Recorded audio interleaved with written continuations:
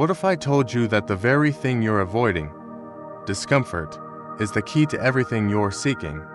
We live in the age of comfort, instant food, instant answers, instant validation. Our lives are engineered to avoid friction at all costs. We swipe left on boredom, skip ads, silence pain, and ghost anything that feels too real. But here's the paradox. The more we chase comfort, the weaker we become. Emotional resilience, purpose, strength, clarity, these are not found on the couch or behind a screen. They're born in the fire, forged through discomfort, loss, discipline, and challenge. Like muscles that only grow through strain, our inner world requires resistance to evolve. And yet, the modern world sells us the opposite, that happiness is the absence of struggle, that success should be effortless, that growth should feel good. But comfort, in excess, is not a reward, it's a prison, a velvet cage that softens the mind, dulls the will, and steals the depth of our human experience. So today, we're going to break that illusion. We'll explore why suffering, when chosen or accepted with wisdom, is not a curse, but a catalyst. Why discomfort is not the enemy, but the portal to your transformation. From ancient Stoics to modern neuroscience, from Viktor Frankl's search for meaning in a concentration camp to David Goggins running through pain to find his soul, we'll dive deep into this truth. The path to your true strength lies through what you've been trying to avoid. By the end of this video, you won't just understand why discomfort matters, you'll know how to use it intentionally, strategically, powerfully, because the question is not whether you will suffer in life. The real question is, will your suffering break you, or will it build you? Let's begin. 1. Comfort as the illusion of control. Imagine this. You wake up, and your coffee is ready with one tap. Your feed is curated to show only what you like. You can block anyone who disagrees with you, skip parts of life that feel awkward, and drown silence with endless scrolls of dopamine. Convenient. Absolutely. Empowering. Not quite, because behind this polished facade of optimization lies a trap. We live in a world that worships comfort, not just physical, but emotional and psychological. Apps anticipate your desires. Entertainment platforms kill boredom before it even begins. Relationships end the moment discomfort appears, because hard conversations are seen as toxic. We've replaced resilience with avoidance, depth with ease. But here's the catch. The more we try to control every variable to stay comfortable, the more fragile we become. In his book Antifragile, Nassim Taleb explains a powerful idea. Some things benefit from disorder, like your immune system, your mind, your courage. If you shield them from stress, they don't stay neutral, they wither. Take the human body. If you lie in bed for weeks, your muscles don't just pause, they deteriorate. Your bones lose density. Your stamina fades. Your strength dies quietly. Now apply that to your inner life. What happens when you go months without facing rejection, or criticism, or failure? What happens when every day is curated to avoid discomfort? You lose the very thing that makes you adaptable. Your inner resistance, your ability to tolerate the unknown. To process loss. To face challenge. To evolve. Let's be honest, most of us aren't living dangerously. We're living digitally, safely, predictably, but safety isn't always strength. In fact, sometimes it's the opposite. It breeds fragility. Look at the people you admire, the ones who radiate power, presence, and depth. They didn't get there by staying comfortable. They were stretched, broken, tempered, like steel in fire. Like muscles under pressure. Like a story that only becomes worth telling after the struggle. The comfort we chase today, in algorithms, filters, fast dopamine, and easy escapes, gives us the illusion that we're in control. But what we're really doing is outsourcing growth, outsourcing resilience, outsourcing the very edge that makes us human. So ask yourself, is your comfort actually serving you? Or is it slowly, quietly, making you weaker? Because if you want to build real strength, not the kind that avoids pain, but the kind that uses it, then you have to step out of the bubble. You don't grow by escaping pressure. You grow by embracing just enough of it to evolve. 2. Pain as a catalyst for meaning. Suffering on its own can feel pointless, crushing, senseless, but the truth is, it's not the pain itself that breaks us, it's the absence of meaning behind it. Viktor Frankl, a Holocaust survivor and psychiatrist, wrote something timeless in his book Man's Search for Meaning. In some ways, suffering ceases to be suffering at the moment it finds a meaning. Frankl endured years in Nazi concentration camps. He lost his parents, his pregnant wife, his freedom, everything. But even in the face of inhuman cruelty, he noticed something profound. The people who survived were not necessarily the strongest or the smartest. They were the ones who could find meaning inside the suffering, who believed their pain wasn't wasted. He himself survived by imagining he would one day teach others what he had learned, that man can endure almost anything if he knows why. Now pause and think about that. Most people try to run from pain. We mask it with noise, numb it with distractions, deny it with forced positivity. But pain isn't just there to be escaped. Sometimes it's trying to wake us up. Failed relationship might reveal how little we've known ourselves. A job loss might redirect us to our true calling. The death of a loved one might spark the question, what am I doing with the time I still have? Pain forces reflection, and reflection, when done honestly, leads to depth, to alignment, to meaning. The Stoics knew this well. They didn't believe life was about avoiding difficulty. They believed the real test of character was in how we responded to it. Epictetus, born a slave, once said, "It's not what happens to you, but how you react to it that matters." That idea, echoed centuries later by Frankl, is the turning point. Because once you accept that pain is a part of life, you stop being a victim of it, and you start asking, what can I build from this? This is the alchemy of the soul. Turning grief into compassion. Turning failure into wisdom. Turning chaos into clarity. And it doesn't require grand tragedies to begin. Even small discomforts, a moment of embarrassment, an unexpected change, a missed opportunity, can become doorways to meaning, if we choose to see them that way. Meaning doesn't come from life being easy. It comes from you deciding that the hard parts matter, that they shape you, that they aren't in vain. So the next time suffering knocks, don't slam the door in its face. Invite it in. Ask it what it's trying to teach you. And remember, the fire that burns you today might just be the same fire that forges your purpose. 3.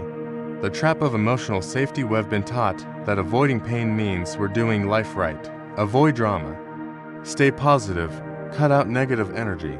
But in this pursuit of emotional safety, something sacred is being lost. Scroll through any social media feed, and you'll see it. Perfect filters, curated lives, empty affirmations. We've created a culture that hides from discomfort, especially the emotional kind. We don't talk about our anger. We ghost instead of confront. We numb instead of feel. We move on before we dig deep. Why?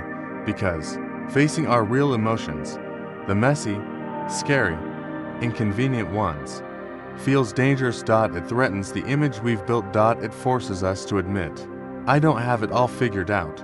But here's the paradox. The more we avoid emotional discomfort, the more power it holds over us. Psychologist Carl Jung warned us about this long ago. He called it the shadow, the parts of ourselves we repress, deny, or ignore. And he said something haunting. Until you make the unconscious conscious, it will direct your life, and you will call it fate. That means if you never confront your fear will make your decisions. If you never explore your sadness, it will shape your relationships. If you never acknowledge your rage, it will erupt when you least expect it, or turn inward and become depression. And here's the real danger. You can live your whole life like this. Safe, comfortable, but shallow, disconnected, unaware of who you really are. Because self-knowledge doesn't come from protecting your feelings. It comes from facing them, from sitting with your loneliness instead of escaping it. From allowing the discomfort of an honest conversation, from confronting your shadows, not to judge them, but to understand them. Look at the people who radiate calm confidence. It's not because they've never been broken, it's because they met their brokenness and made peace with it.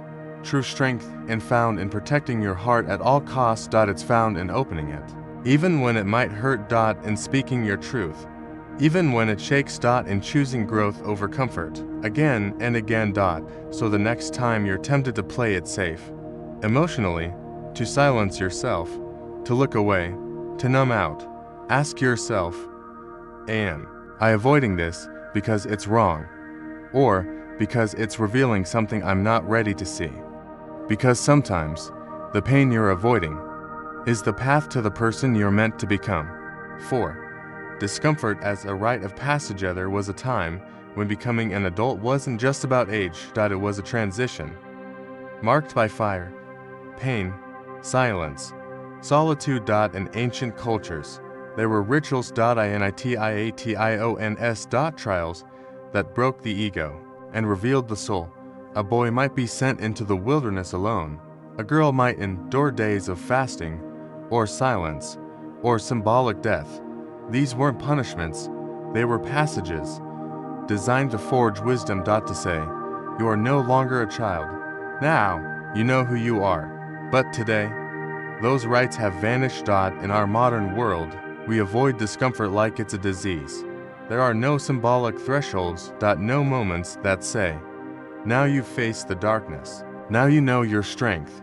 What's left is a generation of adults in appearance, but adolescents in mindset. People who crumble at the first sign of resistance, who mistake discomfort for danger, who quit jobs, abandon relationships, and flee from growth because it feels hard. But the truth is, we need discomfort, not as punishment, but as initiation. Intentionally choosing discomfort can be your modern-day rite of passage. You don't need a tribal ceremony. You need to go toward what tests you. Wake up at 5 a.m. and train when your body resists. Fast for a day and learn what true hunger is. Not just for food, but for discipline. Sit in silence with your own thoughts and face what you've been avoiding. These aren't random hardships. They're sacred practices. They're the psychological equivalent of fire, burning away weakness, illusion, and dependency. Because growth doesn't happen in comfort, comfort maintains. Discomfort transforms. When you seek intentional struggle, something ancient awakens inside you. Not the need to suffer, but the need to prove to yourself that you can transcend. You stop asking, how can I make life easier? And start asking, how can I make myself stronger? This is the difference between a passive life and a conscious one, between reacting to pain and rising through it. So, if you've been feeling stuck, soft, lost, don't escape it. Lean into it. Create your own rights. Because sometimes, becoming who you're meant to be requires walking through the fire that the world has tried to protect you from. Point 5. The wisdom of the body. Your body already understands something your mind often forgets. Growth requires stress. Strength comes from resistance. Healing demands exposure. Think about it. Every time you lift a heavy weight, you're damaging your muscles, just enough to trigger adaptation. Tiny microtears form in the fibers. Your body doesn't panic. It rebuilds. Stronger, thicker, more capable. Your immune system works the same way. It learns through challenge. Expose it to pathogens, not too much, not too little, and it builds an archive of strength, a living memory of how to protect you. This isn't failure, it's intelligent adaptation. So let me ask you, why would your mind be any different? Neuroscience has confirmed what ancient wisdom already suspected. The brain grows through adversity. It's called experience-dependent neuroplasticity, which means the brain rewires itself based on what you go through. Every setback, every heartbreak, every uncomfortable step into the unknown, it's not just mental toughness.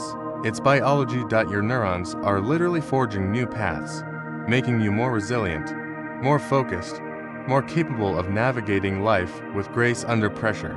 But here's the key. Just like the body, the mind needs the right kind of challenge. Not constant trauma, not overwhelming stress, but calculated exposure. A little cold, a little hunger, a little uncertainty, just enough to shake you awake and teach your nervous system, you can handle this. And each time you do, you don't just survive, you evolve. Think of discomfort not as a punishment, but as a signal, a message from your system that says, here's the edge. Push past it, and I'll grow with you. This is the body's secret wisdom. It doesn't avoid pressure, it uses it. And the mind, if trained with the same respect for process and pacing, can become just as adaptable and just as powerful. So the next time you feel strain, mental or physical, don't rush to escape it. Ask yourself, is this the pain of injury or the stretch of growth? Because discomfort, in the right dose, is not damage. It's a signal that you're alive and evolving. How to apply this in real life? So now you know, discomfort isn't the enemy, it's the training ground. But how do you actually apply this without burning out or turning your life into a boot camp?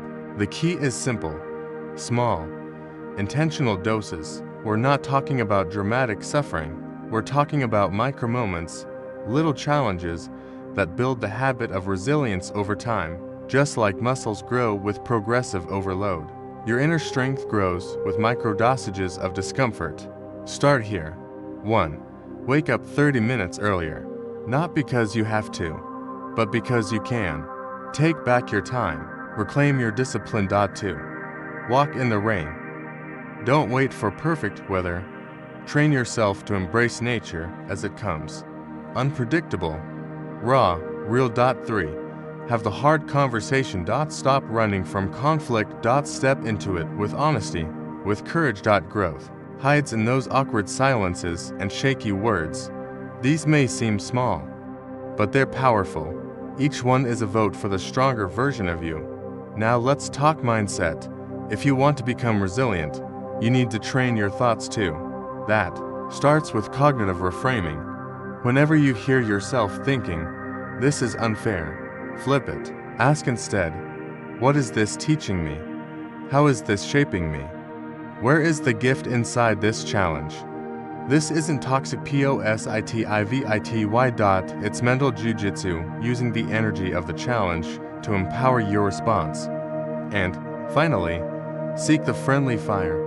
David Goggins, Navy SEAL and endurance legend, says it best. The real transformation begins when you volunteer for suffering. That doesn't mean pain for pain's sake. It means choosing challenge on purpose. Because every time you step into the fire willingly, with intelligence and awareness, you burn away the weakness you've outgrown. Push your limits, but stay conscious. Train your discipline, not yourself. Destruction. Be hard on yourself, but with love, not punishment. Because in the end, the goal isn't to suffer forever. The goal is to become someone who doesn't fear suffering. Remember, you don't have to leap into extremes. You just have to lean in. Every step into discomfort is a step into your potential. The discomfort that sets you free. So here we are. We've explored the illusion of comfort, the alchemy of pain, the shadows we avoid, the rites we've forgotten, and the wisdom that lives in our own bodies. And if one truth stands above all, it's this: discomfort is not the enemy. It's the doorway. The doorway to strength. To clarity. To meaning. To becoming the person you say you want to be. The world has lied to us, softly, gently, but persistently, whispering that happiness is the absence of friction.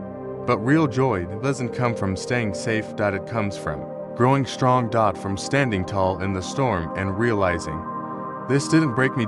This built me. Pain will find you, no matter how carefully you build your bubble. So why not meet it on your terms? Why not train for it, like a warrior for the soul? Lean into cold showers. Speak what scares you. Be alone long enough to hear your real voice.